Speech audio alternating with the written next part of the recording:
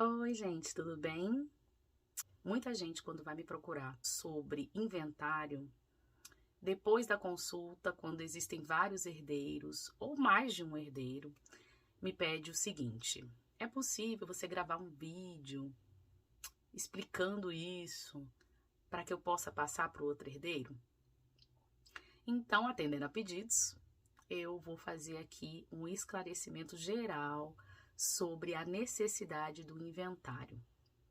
Então, o inventário, ele é necessário porque geralmente a pessoa que faleceu deixou bens relevantes, bem imóvel, casa, apartamento, terreno, chácara, fazenda, bem móvel, veículos, bens, joias muito relevantes, valorosas, e esses bens, para serem transferidos para outra pessoa, já que o autor da herança bens faleceu, para que esses bens sejam transferidos para outra pessoa, só por meio da abertura do inventário. Porque aí esses bens eles vão ser distribuídos e vão ser devidamente partilhados com os herdeiros necessários ou os herdeiros colaterais. Então, quando a pessoa falece e deixa filhos e deixa esposo ou companheiro, os bens que ele deixou vão ser partilhados entre os filhos que ele deixou e o companheiro ou esposo.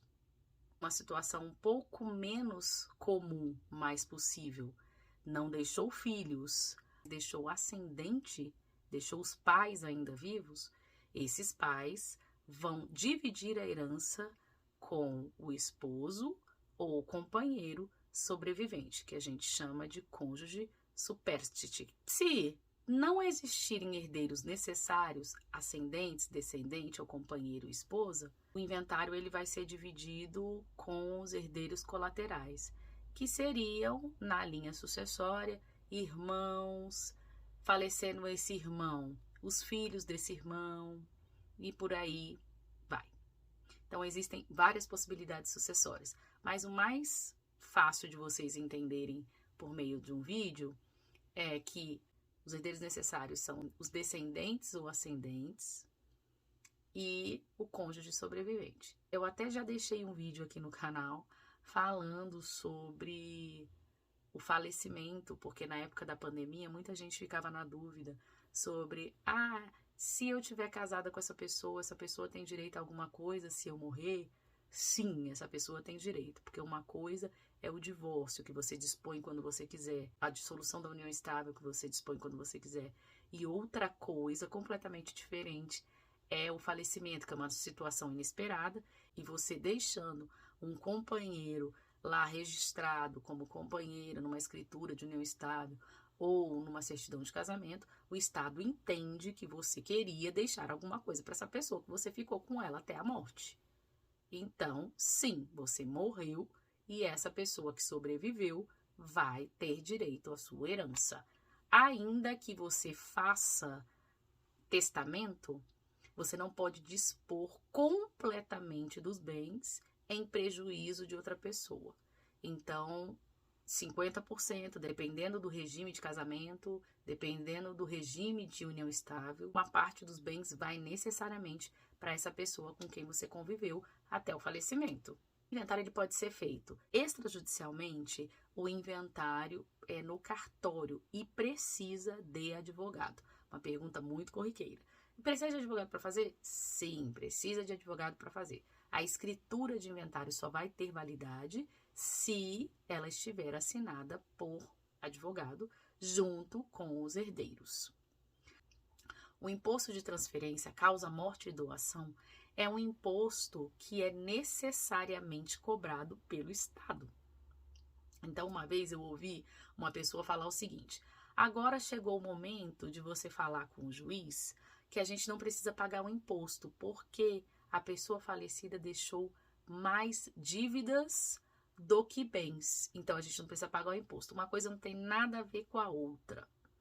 Essa pessoa, eu acredito que ela deve ter visto em algum lugar que quando há dívidas, essas dívidas não passam para os herdeiros, mas quando há dívidas do falecido, o imposto não é uma dívida do falecido. O imposto é uma dívida dos herdeiros. Por quê? Se a pessoa faleceu e não existia aquele boletozinho do Estado cobrando o imposto causa morte, doação, não é uma dívida do falecido. Então, se não é uma dívida do falecido, para concluir o inventário, é necessário pagar o imposto.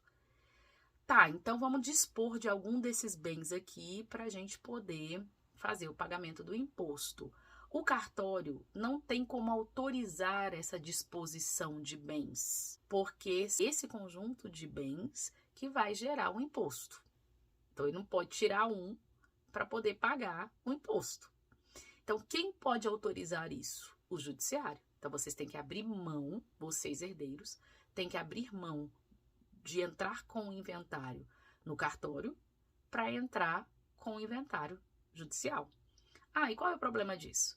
A rapidez. Quem quer resolver logo, entra com o inventário extrajudicial no cartório. Mas não são todas as possibilidades que permitem um inventário correr extrajudicialmente.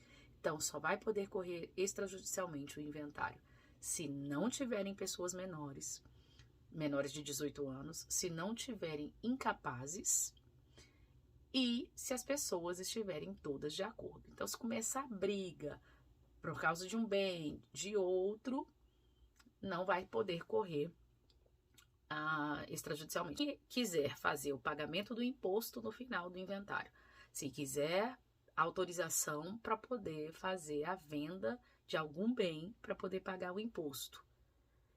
Se quiser fazer o pedido, porque não significa que vai ser deferido, tem que fazer o inventário judicial, porque só o judiciário tem essa possibilidade de dispor antes da finalização. Lembrando que esse bem que for vendido, necessariamente ele vai ser tributado, mas com autorização judicial é possível dispor de alguns bens para pagamento do imposto. Eu já vi isso acontecer, já consegui algumas autorizações nesse sentido também. Extrajudicialmente, nunca foi possível. Depois que o inventário aconteceu, é possível a partilha dos bens, né? Então, um pedacinho do imóvel, um pedacinho do veículo, um pedaço de tudo que o falecido deixou vai para os herdeiros, da forma como eu falei no início do vídeo, necessários ou colaterais. E aí essas pessoas vão ter a sua parte, para daí elas usarem o bem da forma como elas quiserem. Uma outra situação que eu escuto muito é o seguinte: eu não vou querer a minha parte, eu vou deixar para o meu irmão. Eu não vou querer a minha parte, eu vou deixar tudo para minha mãe. Lembrem-se, o imposto é de transferência. Então, num primeiro momento, quem está transferindo o bem para os herdeiros é o falecido. Então, o imposto é cobrado uma vez. Mas se você, herdeiro, não quer a sua parte e quer deixar para a sua mãe, vai ser cobrado um outro imposto transferindo o bem do herdeiro para a mãe.